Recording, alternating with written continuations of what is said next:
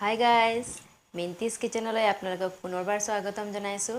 আজি এটি নতুন ভিডিঅ' লৈ আহিছোঁ আপোনালোকৰ বাবে। এইটো হ'ল কুকিং ব্লগ। আগতে মই ব্লগ বনাই পোৱা নাই, আজি ফাৰ্ষ্ট ট্ৰাই কৰিছোঁ। ভিডিঅ'টো চোৱাৰ পিছত আপোনালোকৰ কেনেকুৱা লাগিল কমেণ্ট কৰি জনাবচোন। আৰু মোৰ ভিডিঅ'টো যদি আপুনি প্ৰথম চাই আছে তেনেহ'লে মোৰ চেনেলটো ছাবস্ক্ৰাইব কৰিব। ৰাতিপুৱাৰ চাহ পানী খোৱা হ'ল, এতিয়া দুপৰীয়াৰ ভাত বহাই দিছোঁ।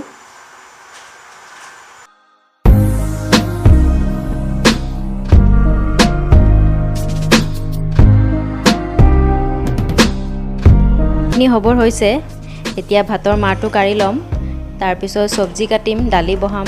মুঠতে আজি বহুত কাম আছে। এয়া চাওক ভাত সিজি উঠিছে, এতিয়া ভাতৰ মাৰ কাঢ়ি ল'ম। এয়া চাওক কেনেকৈ ভাতৰ মাৰ কাঢ়ি আছোঁ।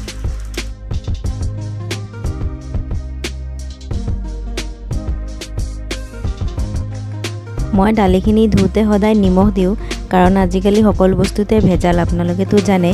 সেইকাৰণে মই দালি ধুওঁতে নিমখ দিছোঁ অলপ।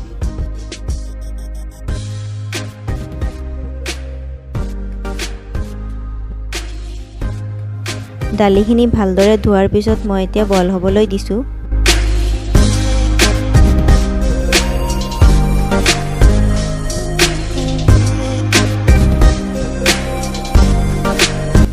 এতিয়া মই দালিৰ পৰা ফেনখিনি কাটি দি আছোঁ, কাৰণ যদি কিবা পাউডাৰ বা কিবা কেমিকেল থাকে ফেনৰ লগত গুচি যাব।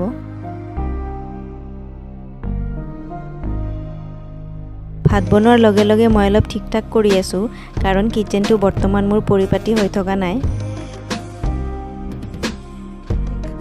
দালিখিনি মোৰ বইল হৈ গ'ল, এতিয়া মই চাম্ভাৰ মাৰিম, তাৰপিছত মোৰ দালিখিনি হৈ গ'ল।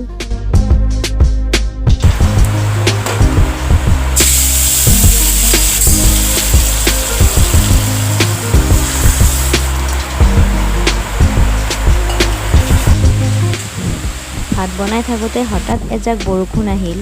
কেনেকৈ আহিল, ক'ৰ পৰা আহিল একো গমেই নাপালোঁ।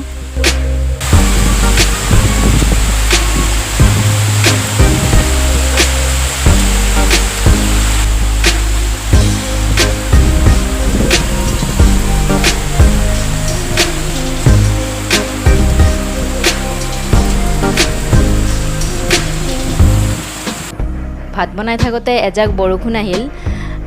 দুপৰীয়া 12টা বাজিছে। এতিয়া কাপোৰ আছিলে বাহিৰত আনিব গৈছিলোঁ, আৰু এতিয়া চব্জি কাটিব আছে, দালি হ'লে চাগে নমাবৰ, আৰু এনেকৈ আৰু বহুত কাম বাকী আছে কৰিব লগা। এতিয়া মোৰ দালি পূৰা ৰেডি হৈ গ'ল, আৰু এতিয়া লাও আগ বনাম আলুৰে। কাটি আছোঁ সৰু সৰুকৈ।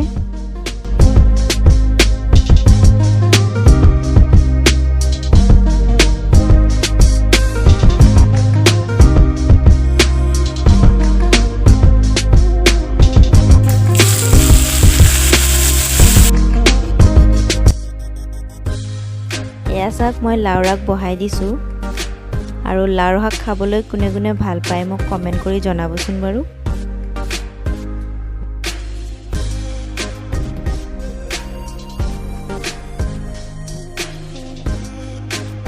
এয়া চাওক শুকান মাছ, মই এতিয়া শুকান মাছ বনাম। চাওক আমি ঘৰতে বনাইছিলোঁ, কি ধুনীয়া হৈছে।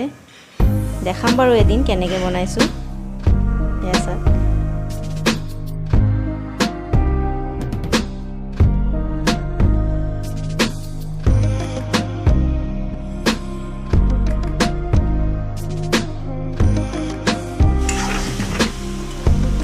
চাওক ইপিনে মোৰ লাওৰ আগ হৈ আছে। মই একদম কম জুইত বনাই আছোঁ, বেছি জুইত দিলে জ্বলি যাব পাৰে আৰু কেঁচাই থাকিব, সেইকাৰণে কম জুইত বনাই আছোঁ। মই মাছখিনি অকণমান ভাজি লৈছোঁ, কাৰণ মাছখিনি স্মক কৰা আছে অলৰেডি।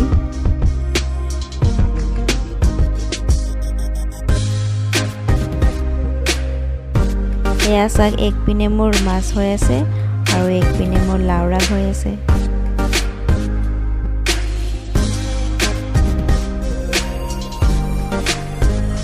মাছখিনি ভজা হৈ গৈছে, এতিয়া মই এখন প্লেটত কাঢ়ি ল'ম।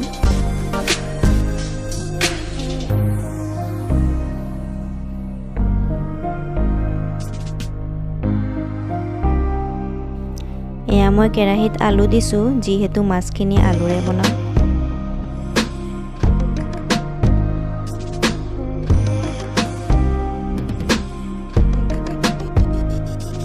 নহৰু আৰু জলকীয়া মই খুন্দি লৈছিলোঁ, সেইখিনি দি লৈছোঁ এতিয়া।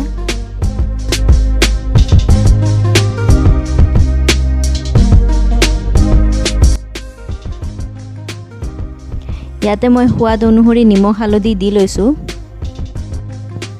মোৰ লাওৰাগ বনোৱা হৈ গ'ল।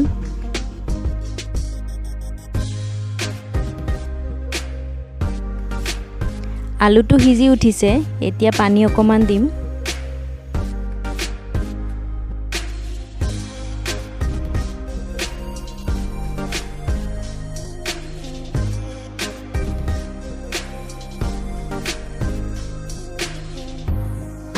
শুকান মাছবোৰ দি দিম এতিয়া।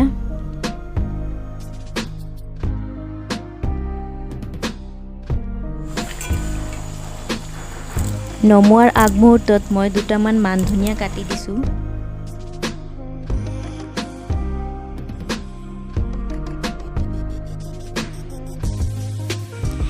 এয়া চাওক, মোৰ শুকান মাছৰ ৰেচিপিটো হৈ গ'ল।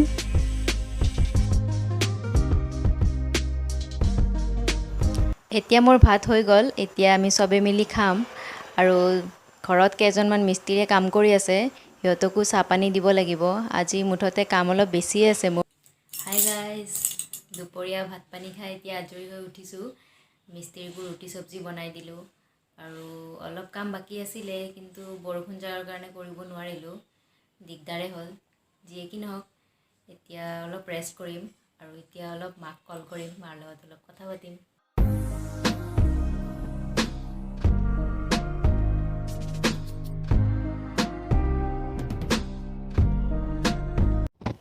হে গাইজ, দুপৰীয়া ভাত পানী খাই ৰেষ্ট কৰি উঠিলোঁ। এতিয়া ঘৰ চৰ সাৰিলোঁ, চাকি জ্বলালোঁ।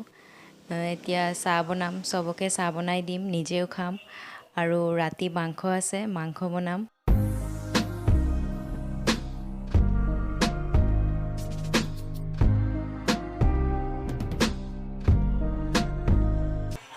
এতিয়া মই বৰ্তমান আলু পিঁয়াজ চিলাই আছোঁ মাংসৰ বাবে, বিহু গান শুনি শুনি। যিহেতু এইবাৰ প্ৰগ্ৰাম নহ'ল ক'তো, বিহুৰ প্ৰগ্ৰাম, আৰু গান শুনি শুনি কাম কৰি আছোঁ, ভাল লাগি আছে কিবা এটা। এতিয়া মই অলপ পিছত মাংস বনাম। এয়া চাওক, মোৰ হাজবেণ্ডে মোক হেল্প কৰি আছে, পিঁয়াজ কাটি দি আছে। খুব স্পীড পিঁয়াজ কাটাত, চব্জি তব্জি কাটাত একদম এক্সপাৰ্ট, মোতকৈ বেছি এক্সপাৰ্ট। এই চাওক কেনেকৈ কাটি আছে, বাপৰে, খুব হেল্প কৰে মোক। এয়া চাওক কেনেকৈ পিঁয়াজ কাটি আছে, দেখিছেনে কিমান স্পীড।